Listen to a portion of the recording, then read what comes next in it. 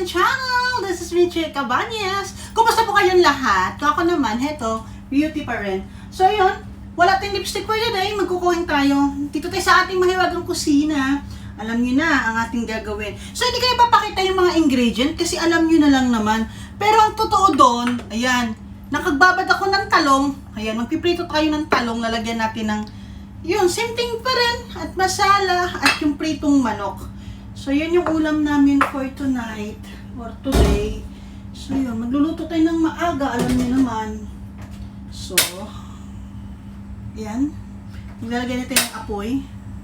So, hindi ko alam kung kakayanin kong parehas. Charat! So, mamaya na yung isa muna. So, maglalagay natin mantika. Kumusta kayong lahat? Same thing lang din naman. Ayoko na ipakita kung ano-ano pa naman yung kaik-ikan. Pero parehas lang ang gagawin. Magpa-fry ng alam niya na. So yun, hindi pala. Kailangan ko pala magprito ng talong. So yun, piprito tayong talong, piprito tayong manok. So yung talong, ganun pa rin. So yung sa manok, dito natin ilalagay sa kabila. So yung manok, normal oil ang gagamitin natin. Yan, normal oil ang gagamitin natin. And doon naman sa talong, ayun, ang gagamitin natin ay ang ito. Ito yung gagamitin natin sa talong. Kasi kailangan yun talaga ang gagamitin. So yun, paubos na rin pala to. Wala na ding laman. So, kamusta ang lahat? Ano nang balita sa inyo mga langgi? So, yan.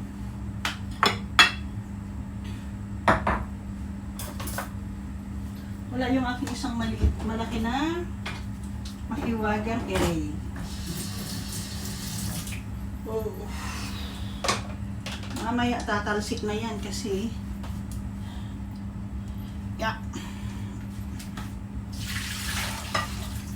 binabad ko kasi siya pero 100% ito magsisitalpil. Ay! Magtatalsikan. Teka lang, i-cover ko lang yung aking rice cooker.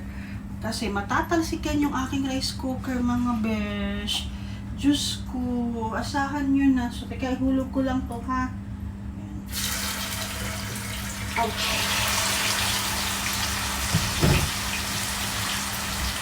Okay na. Hayaan natin siya dyan. Kunti lang naman kasi yan. Ayan. Isang ano lang yan, yung sa may wings. Ganun lang kami din kasimple. Ngayon, umusok na siya mga besh. Yun, di ba yung sinasabi ko? Kasi magtatalsikan siya. Yan, kawawa yung aking kusina na naman. Kasi yung talong nagtatalsikan.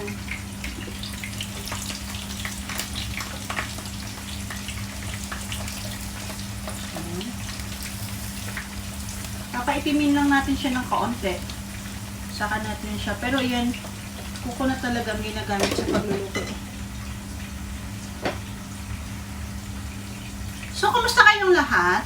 Ako naman heto kasi nga walang work sa bahay. Nga! Ayoko na mag-banggit pero nga ako, promise. So, ayun. Ganito lang ang tsada ko. Teka, kakaiba. Parang umusok lahat yung buong bahay. Ay, mali. Parang ang ingay ng aking buksan na lang natin yung aking pintuan. So, yun. Yung naluto ng ating talong. Ayun na siya. Hi mga langga! So, ayun na. Tayo magbabalik. Tapos ko na lahat. Naprito ko na yung aking talong. And tapos na din yung ating chicken. Yun lang yung aming chicken. Huwag kayong mag-alala, hindi siya sunog. Ganyan lang talaga yung kulay niya dahil doon sa nilagay kong mga herbs. So, doon ulit tayo magluluto kung saan ako nagprito ng aking chicken. So, yun na. Ito pa din ang ating mga recipes. Lalagay na natin yung ating mahiwagang sibuyas. Okay. Mainit na siya kasi doon ako nagluto maggigisa sa pinagprituhan ko ng talong. Actually, wala nang mantika. Yun yung totoo. Ubus na yung mantika, mga besh. So, dadagdagan natin ng konting mantika kasi wala na siyang mantika. So, pasensya na, ingay ng cellphone ko. Ayan. Kasi habang nagaluto ako, may ka-chat din ako. Alam niyo na. So, yun. Dinagdagan natin ng konti. Pakunti-kunti lang para makontrol natin yung ating mantika. Ha? So, same thing lang din. Ang pangyayari ng buhay. Ang ating lulutuin. As in, simple lang, same lang din talaga lahat. So, yun, ilalagay na natin si garlic, and then si ginger. Yun. Yun siya. Ayan. Lagay na natin sila. Ganon-ganon lang din naman. Parehas lang mga langga, promise. Walang pagbabago. Oh my goodness. Yan, natuyo na naman yung aking mantika, pero okay na yan. Kahit natuyo na siya, gumerbles na tayo, no? So, kailangan natin ng maliit na kutsara. Kutsarita pa na. So, So, maglalagay ngayon tayo ng turmeric. Social turmeric. Kunti lang ang turmeric natin ilalagay, mga besh. Okay. And black pepper. Maglalagay tayo ng black pepper. Kunting black pepper lang din. Oh. What's this? This is a garam masala. Kunting-kunti lang din na garam masala. Ewan ko, pero mas gusto ko talaga itong yan. And finally, yung ating, chili powder. Medyo maramihan natin ng konti yung ating chili powder. Isa't kalahating kutsarita. And ating, anong tawag ba nini? Cashmere powder. So, ito yung medyo dadamihan natin. Kasi siya yung nagpapadala ng pula. Pula lang naman, mga besh. Hanggang doon lang yan siya. So, yun. Okay na siya. Wait a minute lang. Kunting asin. Hindi ako naglalagay agad-agad ng asin kasi nag-aaway kaming mag-asawa dahil sa asin. So, yun na. Mimix na natin siya. Nakamix na siya. Yung ganyan. So, yun na itsura niya. Namula-mula na siya. Kasi dry na siya. Lalagay na natin yung ating tomato. Para medyo magtubig-tubig na siya.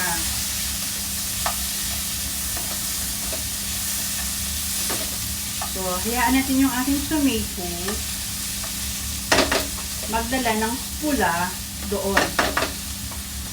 Kuha tayo ng konting tubig dudini sa ating. Okay? Mainit din siya, mga besh.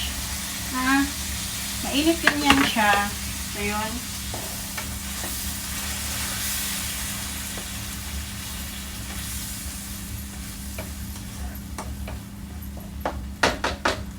So, hayaan natin siyang kumulo.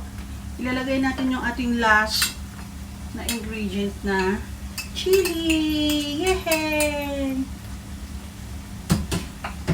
Kala nyo tantuwa kayo sa chili. So, hindi ako pwedeng magluto na walang chili.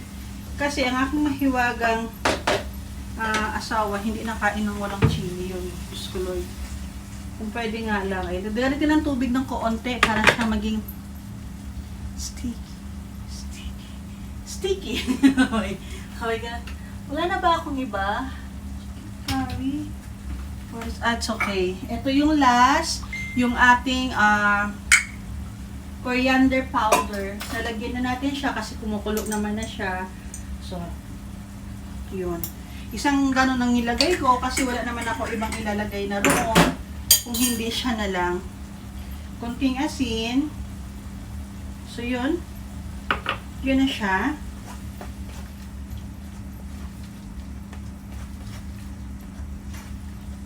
Then after nun, titikman na. Okay na siya, mga besh. Yan. Hindi din kami nagamit ng Knorr or whatever na mga cubes. No, hindi pwede. Before nagamit ako. Noon, nagamit talaga ako noon before. Kaya alam nyo na. So, ilalagay na natin tong curry leaves. Ayun. So, before na gumagamit ako ng ganun, kaya lang ngayon kasi ayaw niya Kasi daw nakakakabag.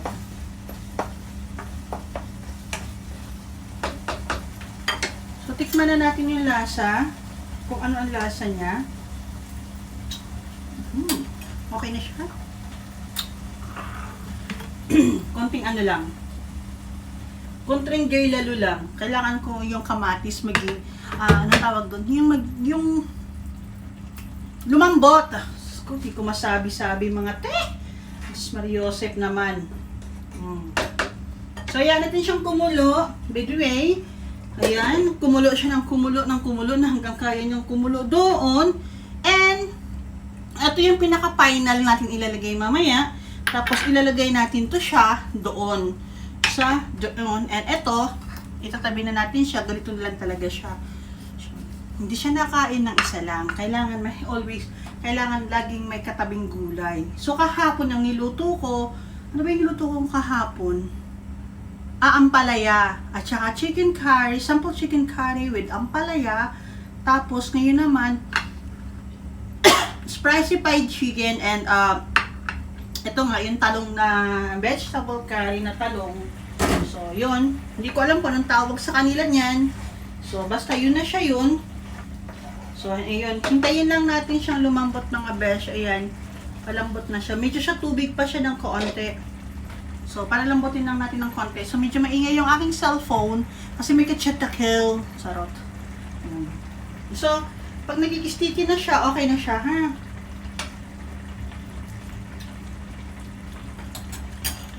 Yeah. Kunting asin na lang. Yes. Kunting asin. Kasi ilalagay na natin yung ating anong tawag doon? Talongs. So, yun. Ilalagay na natin yung ating talong. So, gwilohan natin ng konting apoy. Ilalagay si talong. Gumarables na tayo. Ha, ha, ha. So, gano'n na yun, no? So, yun na. Ilalagay na natin ng ating talong.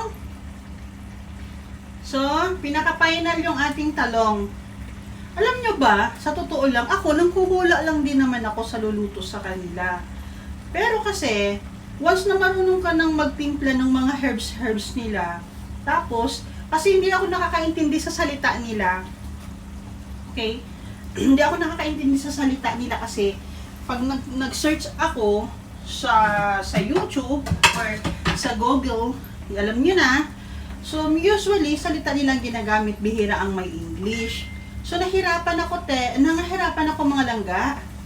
Ang ginagawa ko ngayon, basta alam ko yung mga pangalanan nung aking tawag dito, yung aking mga herbs. So, nilalagyan na namin ng English. So, ayan na siya.